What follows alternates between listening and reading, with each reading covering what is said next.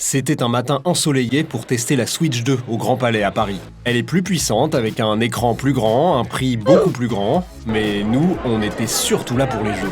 Alors la star, c'était Mario Kart World, un nouvel épisode où on peut se balader beaucoup plus librement. On s'est affrontés, et j'ai perdu. Sur le départ, pardon. Notre second chouchou, c'était le nouveau Donkey Kong en 3D, intitulé Bananza. Il sortira quelques semaines après la console, et son point fort, c'est qu'on peut tout, mais alors vraiment tout casser. Alors on punch à mort là. Je sens plus d'aise sur Donkey Kong que sur Super Mario. Oh, ça va, ça parce que j'étais deuxième, pas premier, et oh. Sinon, ce matin, on a retrouvé pas mal de noms connus. Les Zelda de la Switch dans une version améliorée, Elden Ring, Cyberpunk, Mario Party, Congrats guys. Thank you.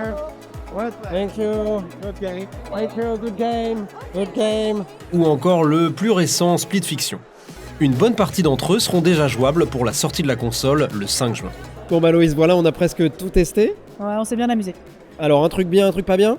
Le truc bien, l'écran est énorme, donc c'est vraiment très cool de jouer avec la console portable. Enfin, franchement, ça va changer pas mal les choses.